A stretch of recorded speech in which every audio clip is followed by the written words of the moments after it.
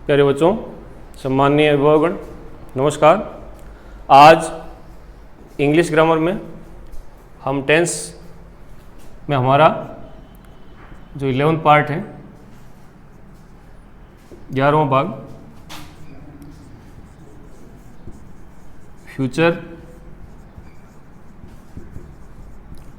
Perfect tense का अध्ययन करेंगे। फ्यूचर परफेक्ट टेंस में सबसे पहले फर्स्ट ऑफ ऑल हम इस टेंस की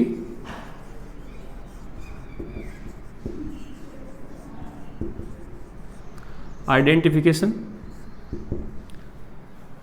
इस टेंस की पहचान के बारे में देखते हैं।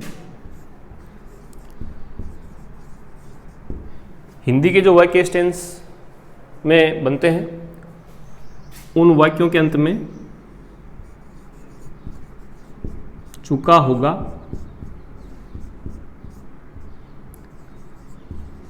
चुकी होगी, चुके होंगे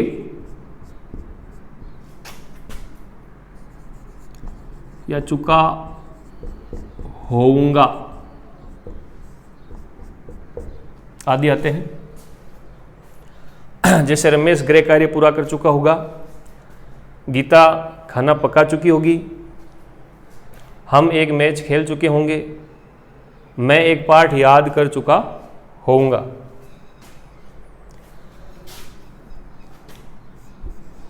कीवर्ड्स में जो एग्जाम्स में एक्सरसाइज आती है वर्ब फिलअप करने की, उसके लिए यहाँ हम कीवर्ड्स या एडवर्ब्स के रूप में जो हमने आगे पढ़ा है, यहाँ हमें बाई प्लस फ्यूचर टाइम या bye the end of plus future time.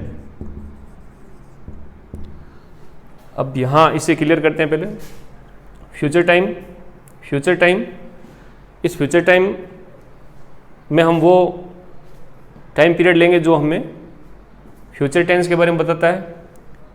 जैसे tomorrow, next day, week, month, year, coming day, week, month, year, following day, week, month, year. तो फ्यूचर टाइम में ऐसे टाइम इंडिकेटिव वर्ड जो हमें future time के बारे में बताते हैं वो होंगे। यहाँ जो बाई वर्ड है, इसका हिंदी अर्थ हमें लेना है तक। बाई टुमारो यानी कल तक, कल तक मैं एक पाठ याद कर चुका होऊंगा। Bye the end of future time, bye the end of का अर्थ है के अंत तक। फ्यूचर टाइम में यहाँ भविष्य को बताने वाला जो वर्ड है, शब्द है, वो जुड़ा होगा। 2022 के अंत तक मैं बीए पास कर चुका होऊंगा। इसके पश्चात हम आगे देखते हैं हेल्पिंग वर्ब।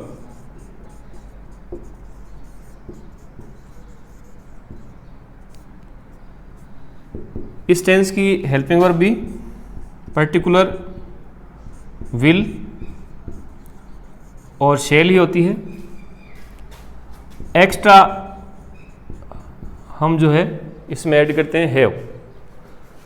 आई और वी पर्टिकुलर इन दो सब्जेक्ट्स के लिए हम शैल का यूज करेंगे और ऑल अदर सब्जेक्ट्स उन सब के लिए विल का यूज करेंगे। तो हेल्पिंग वर्ब यहाँ हम विल हैव या शैल हैव के रूप में यूज करेंगे, जहाँ हैव जो है वो एक्स्ट्रा है। इसके बाद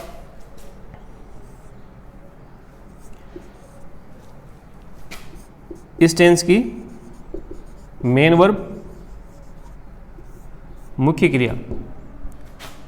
मेन वर्ब में हमें यहाँ वर्ब की थर्ड फॉर्म का यूज करना है। इसके बाद हम इस टेंस की स्ट्रक्चर ऑफ द सेंटेंसेज, वाक्यों की जो संरचना है वह देखते हैं।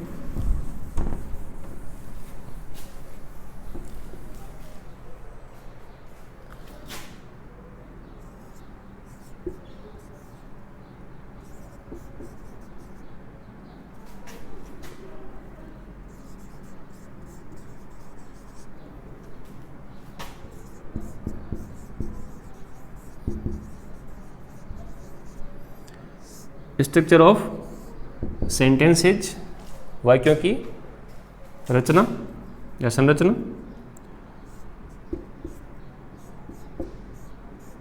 पहला सेंटेंस हम अफर्मेटिव सेंटेंस बनाएंगे, स्वीकारात्मक वाक्य। First of all start subject से करेंगे। हेल्पिंग वर्ब यहाँ में विल या शेल का यूज़ करना है। एक्स्ट्रा हैव, फिर मेन वर्ब में वर्ब की थर्ड फॉर्म लगेगी और उसके पश्चात ऑब्जेक्ट लिखेंगे। Second, negative sentence. Negative sentence में आपको नॉट का यूज करना है। तो सब्जेक्ट हेल्पिंग वर्ब विल या shall, extra have, main verb की थर्ड फॉर्म का यूज और object. Third sentence interrogative.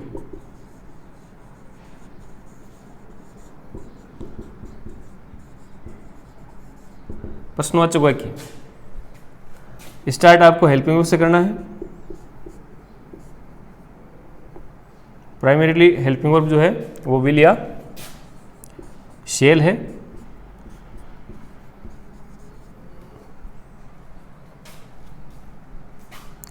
Negative sentence में यहाँ हमें नॉट का यूज़ करना था। उसके पश्चात हैव, फिर मेन वर्ब की थर्ड फॉर्म और फिर ऑब्जेक्ट लिखेंगे। अब हम इंटरोगेटिव सेंटेंस देख रहे हैं। विल शेल, सब्जेक्ट, इसके पश्चात एक्स्ट्रा हैव, मेन वर्ब की थर्ड फॉर्म और उसके पश्चात ऑब्जेक्ट, इंटरोगेटिव मार्क लगेगा। फोर्थ सेंटेंस विल और शेल का यूज स्टार्ट में करेंगे। इंटरोगेटिव नेगेटिव सेंटेंस, स्टार्ट में विल शेल का यूज होगा। उसके पश्चात सब्जेक्ट, फिर नंबर 3 पर हम नॉट लिखेंगे। फिर मेन वर्ब की थर्ड फॉर्म का यूज होगा। उससे पहले जो एक्स्ट्रा है हैव, फिर मेन वर्ब की थर्ड फॉर्म का यूज होगा। फिर ऑब्जेक्ट लिखेंगे और इंटरोगेटिव मार्क लगेगा। तो इस प्रकार इन फॉर्मूलाज का यूज करते हुए हम इंग्लिश ट्रांसलेशन आसानी से कर सकते हैं। तो यहाँ हम एग्जाम्पल में कुछ सेंटेंस तैयार करते हैं।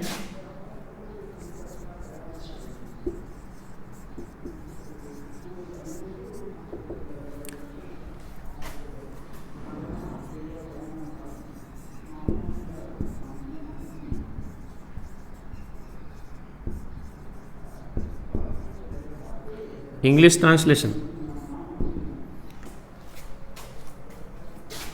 हम सेंटेंस लेते हैं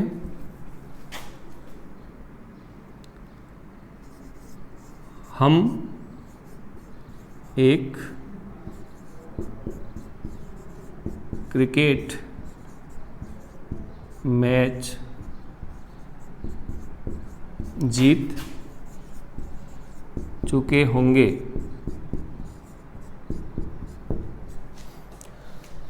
यहां आपके पास वर्ब है जीतना, win, won, won, third form का यूज करना है हमें। तो सबसे पहले अफर्मेटिव सेंटेंस, सब्जेक्ट हमारे पास है we, helping verb shall, we shall have, third form won a cricket match. Negative sentence, we shall not have won a cricket match। Interrogative sentence,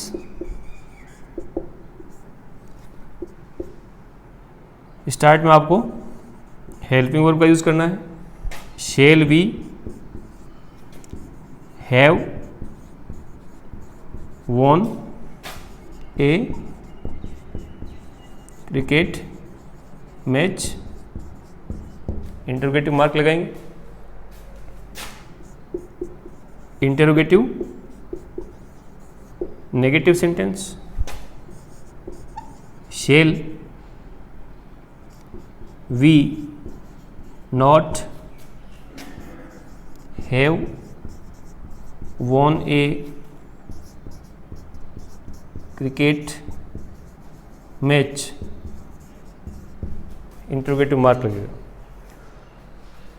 इसी प्रकार हम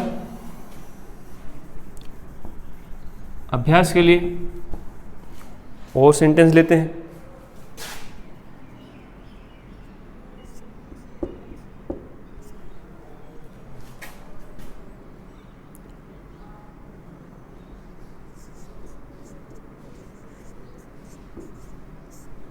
रोहित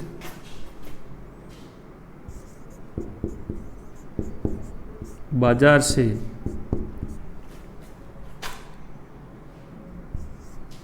लौट चुका होगा।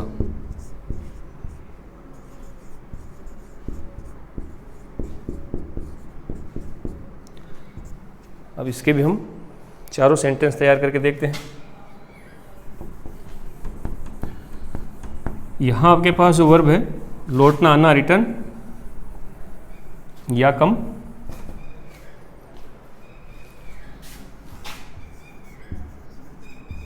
रिटर्न,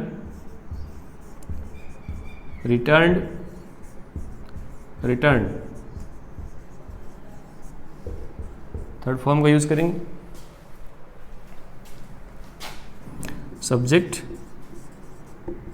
रोहित, रोहित के लिए helping verb will, extra have, return बाजार से, फ्रॉम मार्केट।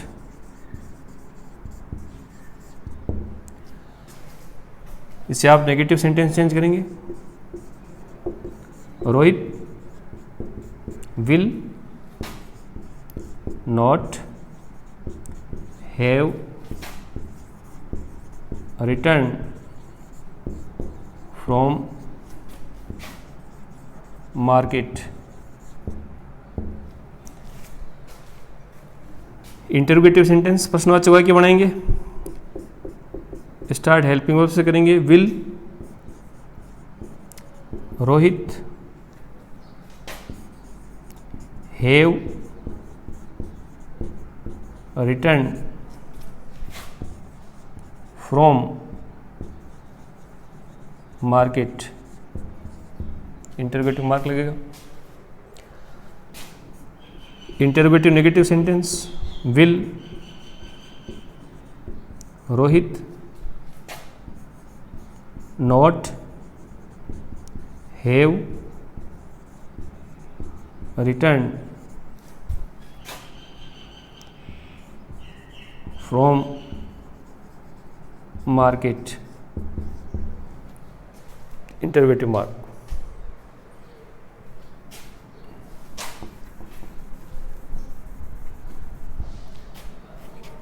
एक वाक्य और लेते हैं।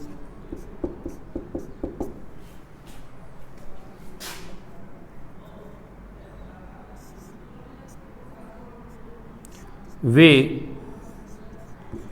एक गाना गा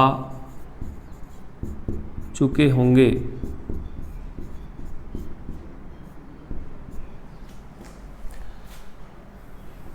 यहाँ आपके पास सब्जेक्ट दे है,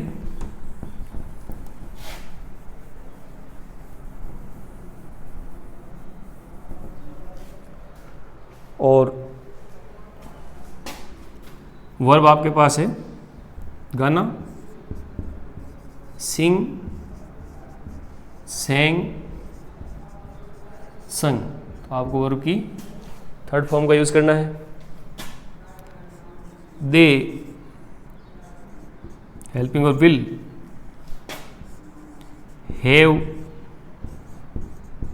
संग a song. Negative sentence, they will not have संग ए सॉन्ग। इंटरोगेटिव सेंटेंस बनाएंगे तो स्टार्ट हेल्पिंग वर्ब से करेंगे। विल दे हैव संग ए सॉन्ग, इंटरोगेटिव मार्क लगेगा। इंटरोगेटिव नेगेटिव सेंटेंस बनाएंगे। विल दे नॉट हैव संग ए सॉन्ग। तो इस प्रकार से और भी कई प्रकार की वर्ब लेकर के और जो फॉर्मूलाज हैं हमारे पास वाक्यों को तैयार करने के, उनके माध्यम से हम अभ्यास के तौर पर बैठ करके और भी जो वाक्य हैं उनका इंग्लिश ट्रांसलेशन कर सकते हैं। अब नेक्स्ट हम लेते हैं जो 10th बोर्ड क्लास है, उसमें जो क्वेश्चन आता है, fill in the blanks with the correct form of the verbs given in brackets. कोष्टक में दी गई क्रियाओं के सही रूप रिक्त स्थान में भरिए। तो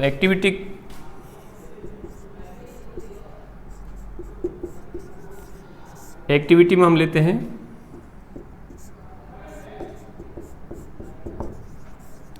फिलिंग द वर्ब्स, क्रिया का सही रूप भरना।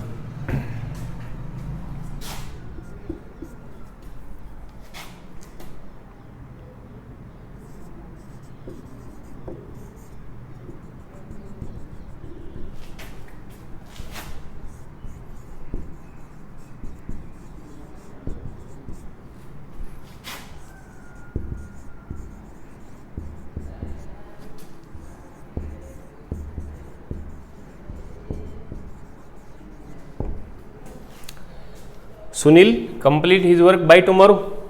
अब यहाँ हमें इस वाक्य में सबसे पहले ऐसा कोई एडवर्ब, ऐसा कोई शब्द ढूंढना है जो हमें पर्टिकुलर टेंस की पहचान करवाए।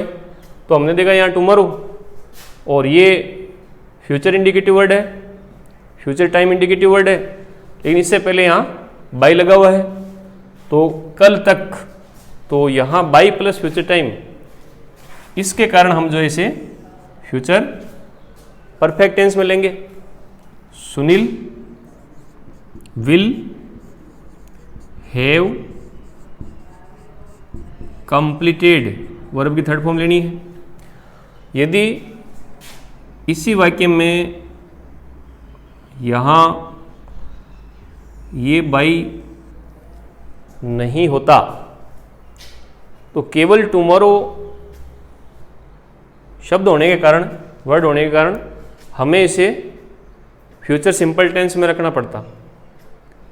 तो ऐसी स्थिति में हम यहाँ विल कंप्लीट यानी हेल्पिंग वर्ब विल लेते और मेन वर्ब की फर्स्ट फॉर्म ही लिखते हैं।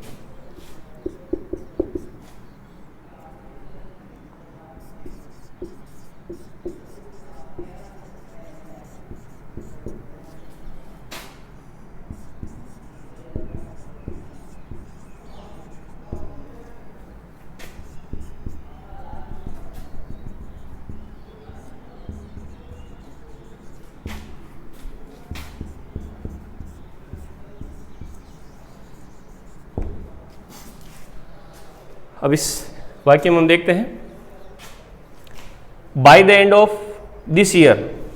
तो यहाँ ये टाइम इंडिकेटिव वर्ड हमारे पास है। Bye the end of this year, इस वर्ष के अंत तक, यानी हम अभी इस वर्ष के बीच में चल रहे हैं।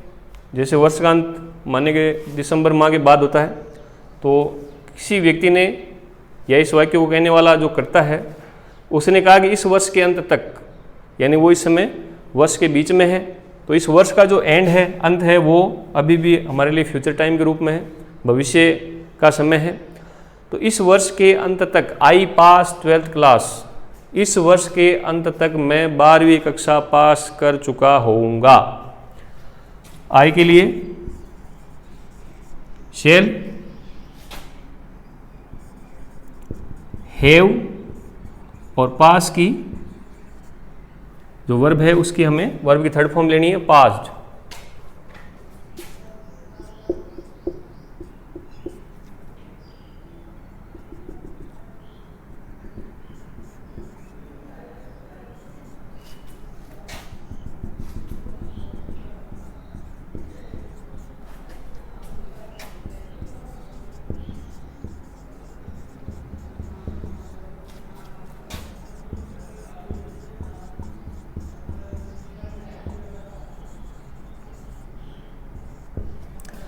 अब इस वाक्य में हम देख रहे हैं कि जो सेंटेंस है हमारे पास इंटरोगेटिव सेंटेंस है।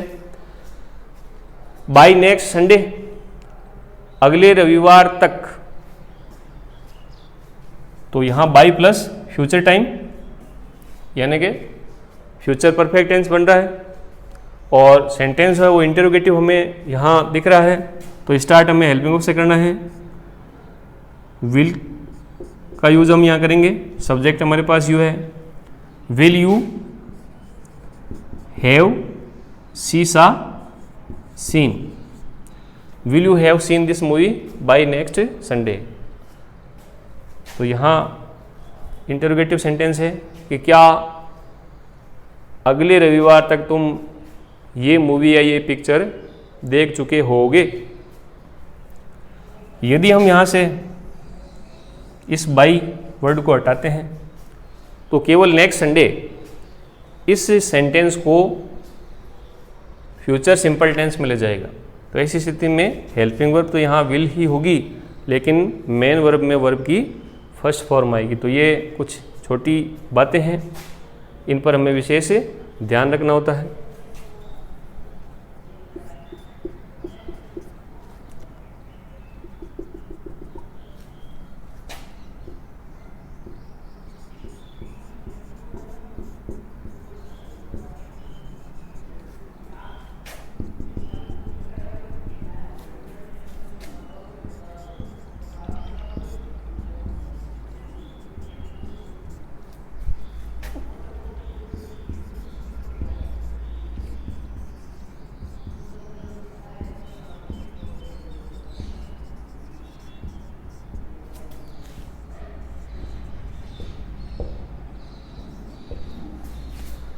अब इस सेंटेंस में हम देख रहे हैं